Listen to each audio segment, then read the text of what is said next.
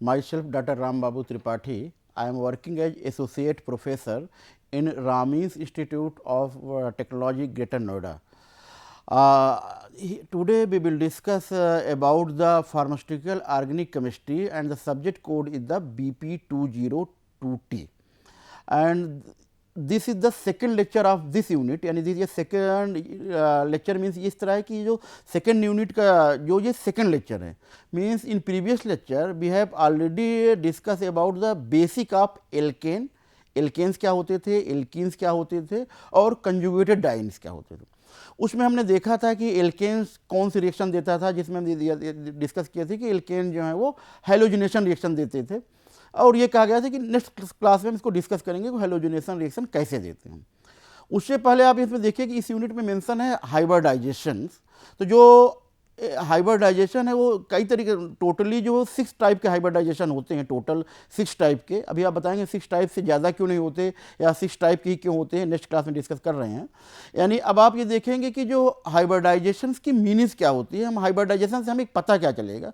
तो अगर आपको हाइब्रिडाइजेशन बता दिया जाए कि sp3 है, sp2 है या sp है, तो आप उस कंपाउंड का स्ट्रक्चर बता सकते हैं कि टेट्राहाइड्रल है, ट्राइग्लोनर है, लीनियर है, या जैसा भी उसका स्ट्रक्चर है। एक स्ट्रक्चर का एक दिमाग में आपके माइंड में कप हो जाएगा कि इस कंपाउंड का ये स्ट्रक्चर है।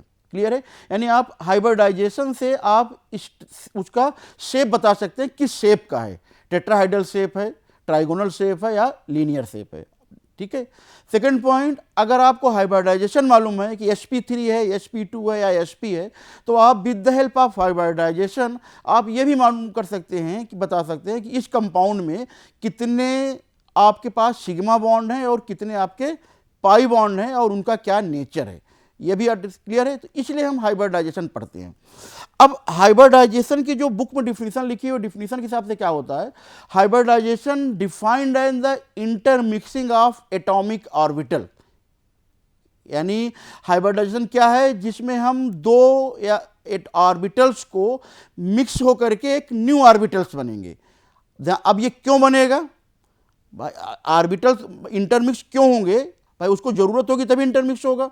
आपने इनऑर्गेनिक केमिस्ट्री में आप पढ़े होंगे कि वहां पर बॉन्डिंग होती थी। बॉन्डिंग कैसे होती थी, आयोनिक बॉन्डिंग, कोवैलेंट बॉन्डिंग या कोऑर्डिनेट बॉन्डिंग, वहां पर बॉन्डिंग होती थी, जिसमें आप देखते थे कि आपका जैसे HCl है तो एक इलेक्ट्रॉन की शेयरिंग हो गई, इस तरह करके वहां पर आपका बॉन्ड बनते थे।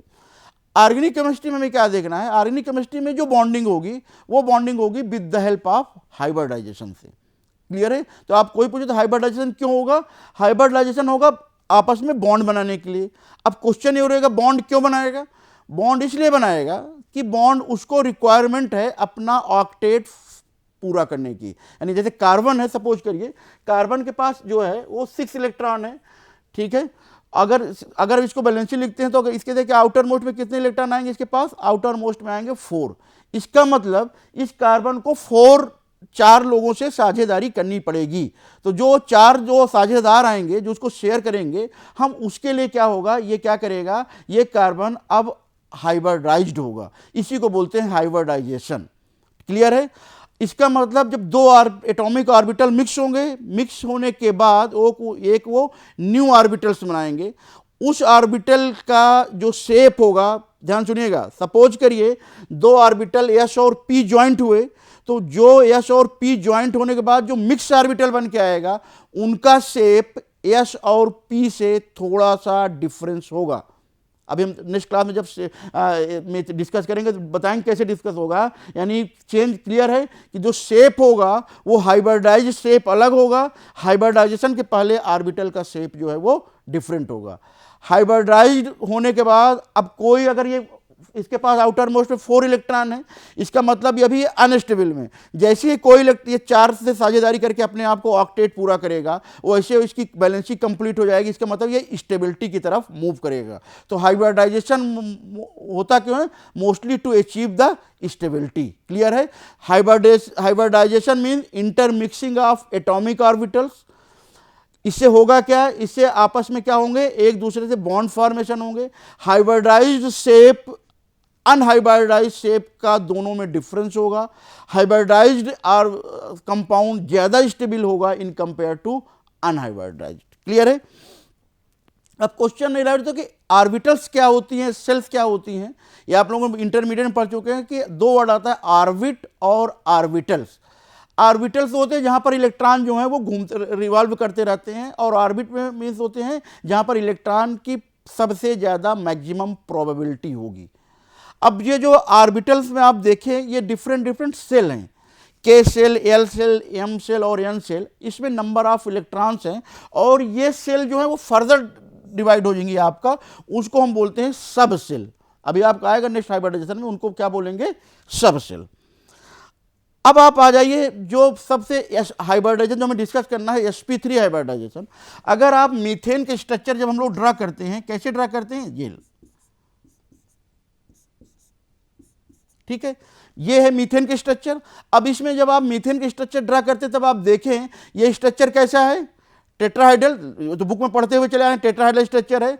अगर हम इनका बॉन्ड एंगल देखें, बॉन्ड एंगल अगर देखें तो बॉन्ड एंगल ये कितना है, ये बॉन्ड एंगल है 90 डिग्री, जो कि मीथेन का बॉन्ड एंगल तो 90 डिग्री होता नहीं। मीथेन का बॉन्ड एंगल कितना होता है, 109। इसका मतलब क्या ये जो स्ट्रक्चर बनाते जा रहे हैं, क्या ये स्ट्रक्चर गलत बना रहे हैं? ऐसा तो नहीं हो सकता कि सारी स्ट्रक्चर जो अभी तक हम लोग पढ़ते आ रहे हैं स्ट्रक्चर तो इसी तरह ड्रा करते हैं, लेकिन ये ड्रॉ करने का तरीका है, रियल में जो स्ट्रक्चर बन करके आता है वो थोड़ा सा अपने आप को शेप जो है वो चेंज करेगा। इसी को हम डिस्कस करेंगे हाइब्रिडाइजेशन में। अभी आप देखें ये जो आप इधर जो ये जो शेप बन के, ये जो एंगल बन करके आ रहा है, इस एंगल में आप देखें ये एंगल है आपका 109 डिग्री 5, 109.5 डिग्री का। लेकिन यहां पर अगर हम रियल में देखें तो कितना आ रहा है, ये आ रहा है 90 डिग्री। इसके मतलब थोड़ा सा तो इसमें कुछ ना कुछ डाउट है कि आखिर जब हम ड्रॉ करते हैं तो 90 डिग्री और रियल में आ रहा है तो वो कितना आ रहा है, वो आ रहा है 109। इसका मतलब एंगल जो है ये यूं ना होकर के कहीं ना कहीं कुछ ना कुछ इसमें चेंज हो रहे हैं, उसी को हमने डिस्कस करना है, ठीक है। अब आप कार्बन देखें, कार्बन में अगर आप जो आउटर मोस्ट इलेक्ट्रॉन कितने होते हैं, 6। तो जब हम कार्बन के जब कन्फिग्रेशन देखेंगे, ये क्या आएगा, ये आएगा आपका 1s 1s2 2s2 2p2। क्या है, 1s2 2s2 और 2p2। इसका मतलब एक थ्योरी थी, आप लोगों ने पढ़ा होगा, valence bond theory, BBT theory जिसको बोलते हैं। बैलेंस बॉन्ड थ्योरी ये कह रही है कि कोई कंपाउंड उतने ही हाइब्रिडाइज, उतने ही बॉन्ड बनाएगा जितने उसके पास अनपेयर्ड इलेक्ट्रॉन्स रहेंगे। फिर सुनिएगा, बैलेंस बॉन्ड थ्योरी ये कह रही है कोई कंपाउंड उतने ही बॉन्ड बनाएगा जितना उसके पास अनपेयर्ड इलेक्ट्रॉन रहेंगे। ये कौन से, ये किसने कहा था, ये बैलेंस बॉन्ड थ्योरी में हम लोग पढ़ते हुए चले आ रहे हैं। अब अगर आप इसको देखते हैं तो इसका मतलब किसके पास अनपेयर्ड इलेक्ट्रॉन कितने हैं, 2। इसका मतलब इस थ्योरी के हिसाब से तो कार्बन कितने बॉन्ड बनाने चाहिए, 2। लेकिन कार्बन रियल में कितने बनाता है, 4। तो क्या बैलेंस बॉन्ड थ्योरी गलत है, या जो हम लोग रियल में जो उसका स्ट्रक्चर देखते हैं, जो एक्सपेरिमेंटली प्रूव स्ट्रक्चर है, वो गलत है? दोनों अपनी जगह सही है। अब हम बैलेंस बॉन्ड थ्योरी को थोड़ा सा और देखेंगे। ये कब कंडीशन है, ये है आपका ग्राउंड स्टेट में। अब क्या होगा, इसको बॉन्ड तो बनाना ही कार्बन को, अब ये क्या करेगा, थोड़ा सा जैसे ये तो एक्साइटेड स्टेट में जाएगा, ये जो 2s वाला इलेक्ट्रॉन है ये मूव करके कहां पर आ जाएगा, 2p पे। यानी जैसे 2p पे मूव कर जाएगा। अब जब वो 2p पे मूव कर जाएगा, इसका मतलब अब आप देखें कितने अनहाइब्रिडाइज्ड इलेक्ट्रॉन हो गए, फर्स्ट, सेकंड, थर्ड और फोर्थ। अब इसके पास 4 अनहाइब्रिडाइज्ड इलेक्ट्रॉन हो, यानी अब ये बैलेंस बॉन्ड थ्योरी को फॉलो करना शुरू कर देगा। इसका मतलब ग्राउंड स्टेट में बैलेंस बॉन्ड थ्योरी आपके हिसाब से तो गलत हो जा रही है, क्योंकि 2 अनपेयर्ड इलेक्ट्रॉन है तो इसको 2 ही बॉन्ड बनाने चाहिए। लेकिन जैसे वो आपका कार्बन एटम का इलेक्ट्रॉन एक्साइटेड स्टेट में जाता है, वैसे ही वो जो 2s2 का जो इलेक्ट्रॉन था, वो 2s2 का इलेक्ट्रॉन मूव करके कहां पर आ जाता है, इस पे। अब जब इस पर मूव करके चला गया, इसके मतलब टोटल कितने इसके पास इलेक्ट्रॉन हो गए, टोटल इलेक्ट्रॉन हो गए इसके पास 4 अनहाइब्रिडाइज्ड इलेक्ट्रॉन। अब ये 4 के साथ बॉन्ड बना लेगा और अपनी बैलेंसिंग को जो है वो कंप्लीट कर लेगा। अब यहां पर आप देखें, जैसे इसको सफिशिएंट नंबर, ज्यादा अमाउंट में हाइड्रोजन मिलते हैं। अब याद रखिए ज्यादा अमाउंट में क्यों कहा जा रहा है, कि अगर कम अमाउंट में हाइड्रोजन होंगे तो कुछ और बना ले सकता है। जैसे इसको सफिशिएंट अमाउंट में हाइड्रोजन मिला, वो चारों हाइड्रोजन के इलेक्ट्रॉन क्या किए, वो चारों हाइड्रोजन के इलेक्ट्रॉन जो है इन सब के साथ जो ज्वाइन कर लिए। जैसे वो इसका मतलब ये क्या था, ये हो गया आपका हाइब्रिडाइज्ड ऑर्बिटल। ये क्या था, ग्राउंड स्टेट, एक्साइटेड स्टेट, और ये जैसे हाइड्रोजन के 4 हाइड्रोजन के इलेक्ट्रॉन्स आए वो हो गया आपका हाइब्रिडाइज्ड ऑर्बिटल। अभी यहां पर एक क्वेश्चन राइज हो रहा है, आप देखते होंगे कि एक इलेक्ट्रॉन ऊपर की तरफ जा रहा है, एक इलेक्ट्रॉन नीचे की तरफ जा रहा है। क्या ऐसा हो सकता है कि दोनों इलेक्ट्रॉन इस तरह रहें? भाई एक इलेक्ट्रॉन ऊपर की तरफ मूव कर रहा है, एक इलेक्ट्रॉन नीचे की तरफ मूव कर रहा है। इसका रीजन क्या है? इसका रीजन ये है कि आप देखते होंगे जो हमारा न्यूक्लियस है, न्यूक्लियस के चारों तरफ जो इलेक्ट्रॉन्स मूव करते हैं, ठीक है, जो न्यूक्लियस तरफ, तो अगर सपोज करिए कि वो इलेक्ट्रॉन्स आपका इस डायरेक्शन में मूव कर रहा है तो उसका साउथ होगा और इसका नॉर्थ होगा। दूसरा वाला इसी में दूसरे में दूसरा इलेक्ट्रॉन भी है, वो जो मूव करेगा वो क्या करेगा, वो इस डायरेक्शन मूव करेगा, जिसका नॉर्थ ऊपर होगा और इसका साउथ नीचे होगा। तो साउथ नॉर्थ और नॉर्थ साउथ ये दोनों आपस में क्या करते हैं, एक दूसरे से अट्रैक्ट रहते हैं। अदरवाइज क्या होता, अगर ये नॉर्थ साउथ साउथ हो जाता और नॉर्थ नॉर्थ हो जाते तो इन दोनों में क्या हो जाता है, रिपल्शन हो जाता। तो रिपल्शन ना हो इसीलिए इन दोनों का मूवमेंट जो है वो ऑटोमेटिक जो है वो अपोजिट डायरेक्शन हो जाता। अब आप ये कहेंगे कि जो हाइड्रोजन को इलेक्ट्रॉन आया उसको क्या पता कि वो नीचे की तरफ मूव करे? भाई वो भी चाहता ना कि मैं भी ऊपर की तरफ मूव करूंगा। क्लियर है? यानी आपने ये तो थ्योरेटिकल को कि भाई अगर वो अपोजिट एक ही डायरेक्शन में मूव करेगा तो नॉर्थ, क्योंकि कोई भी मूविंग चार्ज पार्टिकल जब वो मूव करता है तब वो क्या करता है, एक मैग्नेट जनरेट करता है। हम लोग अक्सर पढ़ते हुए चले आए हैं कि कोई भी मूविंग पार्टिकल जब वो मूव करता है तब वो अपने चारों तरफ एक मैग्नेट जनरेट करता है। इलेक्ट्रॉन भी मूव कर रहा है, अगर दोनों इलेक्ट्रॉन एक ही डायरेक्शन में मूव करेंगे तो एक ही डायरेक्शन में नॉर्थ और एक ही डायरेक्शन में साउथ बनेंगे, एक ही डायरेक्शन में मूव किया गया, थंब रूल अगर लगाते हैं तो अगर एक ही डायरेक्शन में मूव करेगा तो दोनों इलेक्ट्रॉन क्या करेंगे, रिपल करेंगे, नॉर्थ नॉर्थ को रिपल कर देगा और साउथ साउथ रिपल कर देंगे। इसीलिए जो दूसरा हाइब्रिडाइज हाइड्रोजन वाला इलेक्ट्रॉन आता है वो ऑटोमेटिक अपनी डायरेक्शन क्या कर लेता है, वो चेंज कर लेता है। इसका मतलब इसका नॉर्थ इसका साउथ इसके नॉर्थ के सामने और इसका नॉर्थ इसके साउथ के सामने। क्लियर है? इसीलिए इन दोनों का जो वो है मूवमेंट है वो अपोजिट डायरेक्शन होता है। अब यहां ये तो बंद हो गया। अब नेक्स्ट क्वेश्चन राइज हो रहा है, आप देखें इसमें से जब आप यहां पर इन दोनों के बीच का एनर्जी डिफरेंस थोड़ा सा ज्यादा है, इसका मतलब ये तब तक हाइब्रिडाइज नहीं होगा जब तक कि वो उसको आपस में पास में नहीं ले आता। इसीलिए क्या होता है, अब जब हाइब्रिडाइज्ड होंगे तब क्या होगा, अगर हम ये पूछे कि इसमें बताइए इसमें एस वाला पोर्शन कौन सा है, पी वाला पोर्शन कौन सा है। अब आप देखिए इसमें से एक एस ऑर्बिटल ज्वाइंट हुआ और 3 पी ऑर्बिटल, एक एस ऑर्बिटल ज्वाइंट हुआ और 3 पी ऑर्बिटल। इसीलिए एल्केन को हाइब्रिडाइजेशन क्या बोलते हैं हम, sp3, एक एस ऑर्बिटल और 3 पी ऑर्बिटल।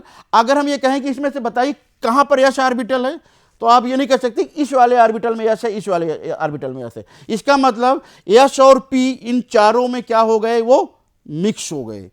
क्लियर है? तो अगर आप देखा जाए तो इसका मतलब एस पार्ट कितने पार्ट में डिवाइड हुआ, एस पार्ट डिवाइड हुआ 4th पार्ट में। तो अगर आप एस पार्ट 4th पार्ट में डिवाइड हुआ, इसका मतलब 1/4, तो इसका मतलब ये आएगा आपका 25%। इसका मतलब कि जो sp3 में जो यश का परसेंटेज है वो कितना है, 25%, और 75% क्या होगा, 75 आपका इसमें है आपका पी का।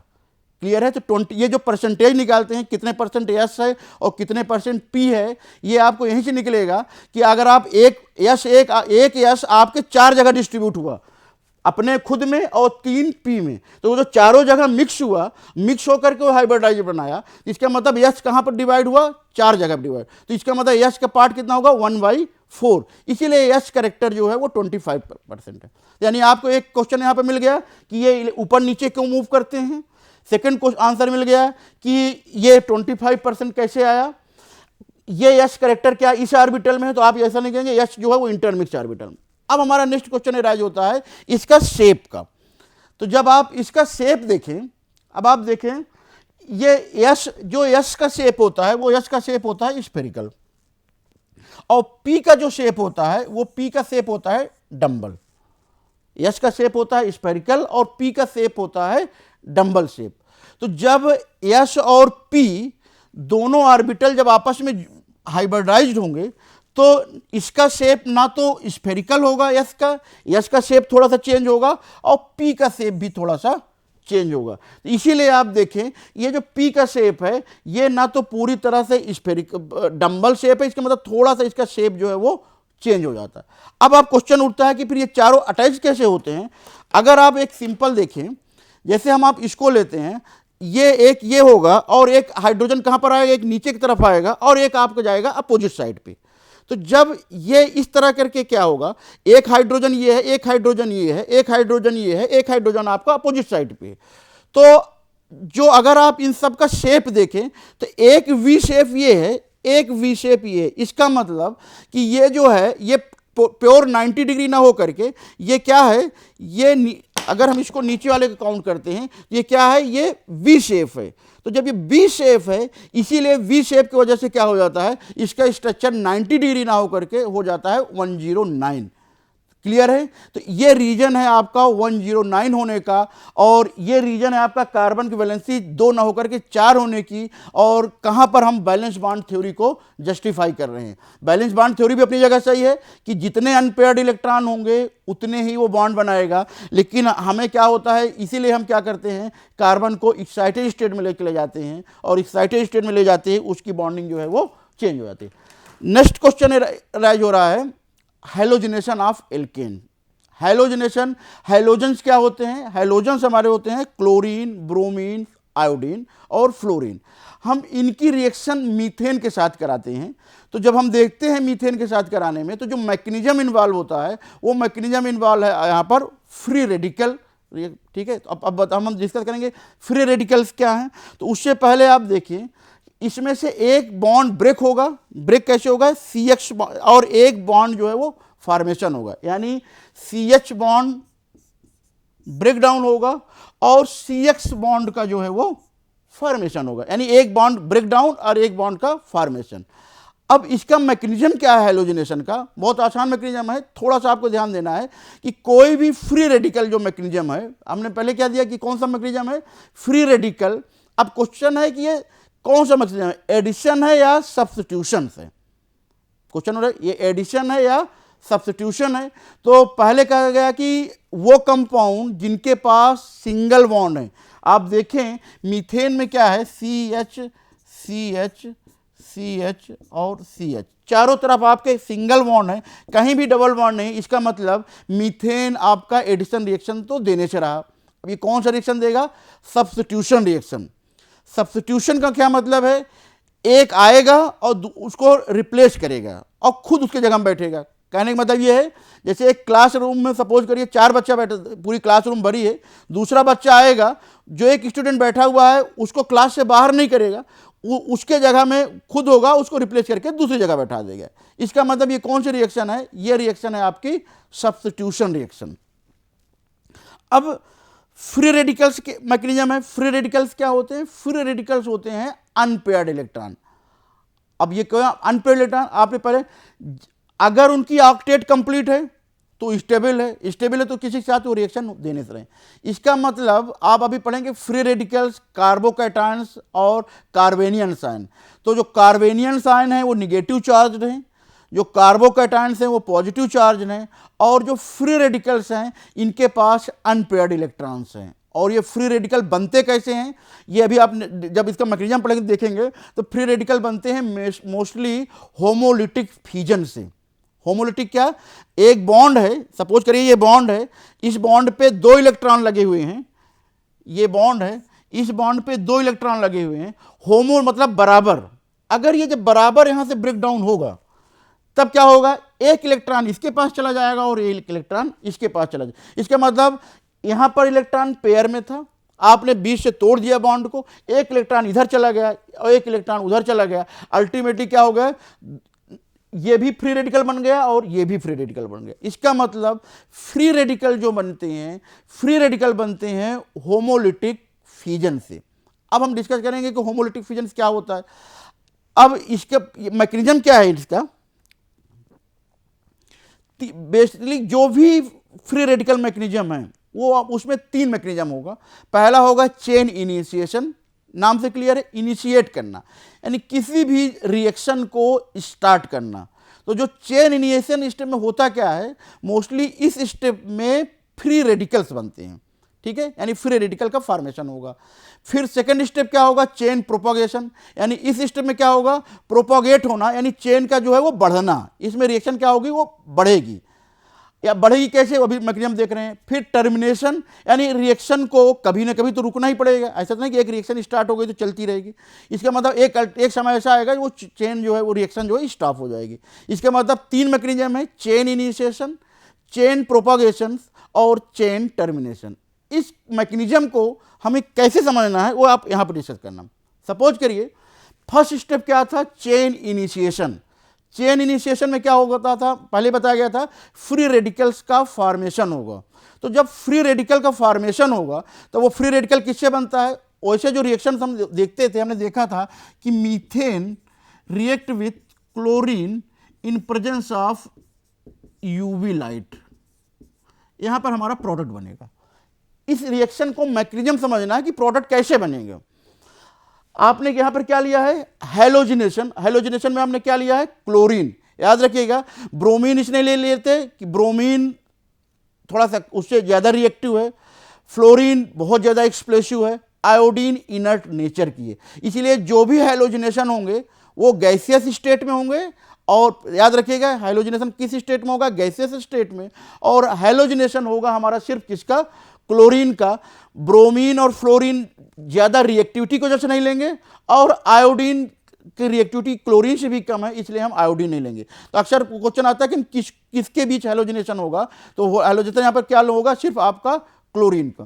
तो अब चेन इनिशिएशन स्टेप में होगा क्या, फर्स्ट स्टेप में क्या होगा, ये क्लोरीन दो बॉन्ड है आपस में, यहाँ पे होमोलिटिक फ्यूजन होगा। एक फ्री रेडिकल क्लोरीन का बनाएगा, दूसरा फ्री रेडिकल क्लोरीन का बनाएगा। इस स्टेप को बोलते हैं चेन इनिशिएशन स्टेप, यानी जनरेशन ऑफ फ्री रेडिकल। इस क्लोरीन से क्या बन गया, क्लोरीन फ्री रेडिकल। अब क्या होगा, अब हमें रिएक्शन को आगे बढ़ाना है, प्रोपोगेशन स्टेप है, और ये प्रोपोगेशन स्टेप टोटल 8 स्टेप में होगी। अब 8 स्टेप को कैसे याद रखना है, आपको 2 डिवाइड करना है, कुछ ना कुछ लेन देन होगा। अब यहां पर क्या होगा, पहले क्या प्रेजेंट है आपका CH4, इस CH4 में यहां पर एक क्लोरीन फ्री रेडिकल, ये वाला फ्री रेडिकल आएगा। तो जब ये फ्री रेडिकल आएगा तब ये क्या बनाएगा, CH3 free radical plus HCl। Second step में उधर क्या होगा, ये जो CH3 फ्री रेडिकल जनरेट हुआ, ये CH3 फ्री रेडिकल किससे रिएक्ट करेगा, Cl2 से। ये क्या बनाएगा, अब आप देखिए कहेंगे कि Cl2 कहाँ से आया, हमने क्या लिया है, क्लोरीन गैस लिया है, उसमें से पूरा का पूरा तो फ्री रेडिकल में कन्वर्ट नहीं हो गया, कुछ ही पोर्शन फ्री रेडिकल में कन्वर्ट हुआ है। तो कुछ जो फ्री रेडिकल हुआ वो यहाँ रिएक्ट किया, जो क्लोरीन बचा रह गया वो यहाँ पे रिएक्ट किया। इसमें क्या बनेगा, इसमें बनाएगा आपका CH3Cl और प्लस, अब आप देखते होंगे कि एक Cl फ्री रेडिकल फिर यहाँ से जनरेट हो गया। अब नेक्स्ट स्टेप में क्या होगा, ये रिएक्शन इधर होगी, CH3Cl और प्लस Cl, ये रिएक्शन करके क्या बनाएगा, आप देखो कि यहां से क्या निकालना है, हमें निकालना है HCl। तो ये क्या बनाएगा, ये बनाएगा CH2Cl प्लस HCl। अब ये CH2Cl किधर आएगा, इधर CH2Cl, ये किससे रिएक्ट करेगा, CH2Cl रिएक्ट करेगा आपका किसके साथ, Cl2 के साथ। तो ये किसके साथ रिएक्ट करेगा, Cl2 के साथ, ये CH2Cl। तो जब ये CH2Cl Cl2 के साथ रिएक्ट करेगा, पहले बता देगा क्या निकालना है, क्लोरीन। तो जब एक क्लोरीन निकल जाएगा तो यहाँ पर क्या बन जाएगा, CH2Cl2। क्या निकलेगा यहाँ पे, CH2Cl2 जब आप रिएक्ट करेंगे तो ये क्या बनाएगा, CH2Cl2 प्लस Cl। ये रिएक्शन फिर इधर आएगी, CH2Cl2 प्लस Cl फ्लूइड। अब आप यहां पर देख रहे होंगे यहां पर HCl निकल रहा है, तो जब आप HCl निकाल देते हैं तो इसका मतलब एक H यहां से फिर कम हो गया, तो ये क्या बनाएगा, CH, और HCl निकल गया, एक क्लोरीन है, तो ये क्या बनाएगा, CHCl2। ठीक है, अब ये जब जो CHCl2 बना, ये CHCl2 इधर रिएक्ट करेगा, Cl2 यहां पर क्या बनाएगा। अब आप देख रहे हो यहां पे सिर्फ Cl निकल रहा है, तो इसका मतलब क्लोरीन तो रहेगा ही रहेगा, तो ये क्या आएगा, CHCl3 प्लस Cl। ठीक है, आप देखें बैलेंस ही बराबर हो गई। अब क्या होगा नेक्स्ट स्टेप में, CHCl3 रिएक्ट विथ किसके साथ रिएक्ट करेगा, Cl के साथ, क्या बनाएगा, CClO4। ठीक है, ये क्या बनाएगा, CCl3। नेक्स्ट स्टेप में क्या होगा, CCl3 रिएक्ट विथ Cl2 और ये क्या बनाएगा, ये बनाएगा CCl4 और dot Cl। 3 2 5 chlorine, 4 1 5 chlorine. Clear है, यानी इस तरह करके मैकेनिज्म होगा। और लास्ट स्टेप में जब ये रिएक्शन स्टॉप कैसे होगी, आप ये रिएक्शन चलती तो रही नहीं, पूरे पूरे हाइड्रोजन हो गए, तो जो फ्री रेडिकल बने Cl ये आपस में ज्वाइंट होकर Cl2 बना लेगा, या जो CH3 फ्री रेडिकल जनरेट हो रहा है वो CH3 ज्वाइंट होकर के C2H6 में, यानी लास्ट स्टेप में क्या होगा, एक Cl दूसरा Cl दोनों ज्वाइंट होकर के बना लेंगे Cl2। ठीक है, यानी क्या यही हमने जो नेक्स्ट देखा कि लिक्विड स्टेट में होना चाहिए, गैस फेज में होंगी, क्लोरीन ब्रोमीन में क्या रिएक्टिविटी ऑर्डर है, वो हमने इस स्लाइड में डिस्कस किए थे। अब यूज क्या है इस एल्केन्स का, आप सबसे अच्छा इसका यूज है एल्केन्स का, आप देखते होंगे जितने भी आपके फ्यूल हैं, फ्यूल यानी जो एनर्जी के लिए जो यूज करते हैं, वो सारे फ्यूल्स जो हैं वो सारे आपके हाइड्रोकार्बन्स हैं। ठीक है, चाहे वो कोई भी जितना भी पेट्रोलियम प्रोडक्ट है, वो सारे पेट्रोलियम प्रोडक्ट आपके जो है वो सारे आपके क्या है, वो हाइड्रोकार्बन है। और सेकंड जो आप एलपीजी यूज कर रहे हैं, एलपीजी भी आपके एक ब्यूटेन है, आपने पढ़ा था ब्यूटेन कहाँ पर था, ब्यूटेन था 4 कार्बन एटम की चेन था, तो जो ब्यूटेन गैस यूज कर रहे हैं वो यूज कर रहे हैं आपका एज ए एलपीजी सिलेंडर में। तो ये यूज थे आपके पैराफिन्स में। यानी इस क्लास में हमने डिस्कस किया हाइब्रिडाइजेशन कि हाइब्रिडाइजेशन क्या है, इसके बाद हमने डिस्कस किया sp3 हाइब्रिडाइजेशन में कितने पोर्शन s का है और कितने पोर्शन आपका 3 का है, इसलिए sp3। 2 इलेक्ट्रॉन अपोजिट डायरेक्शन में क्यों मूव कर रहे थे, उसको हमने डिस्कस किया कि जब इलेक्ट्रॉन मूव करता है तो एक दूसरे का नॉर्थ साउथ मूव करते हैं। इस तरह करके इस क्लास में हमने पूरे चीज़ों को हमने स्टडी किया। Thank you so much.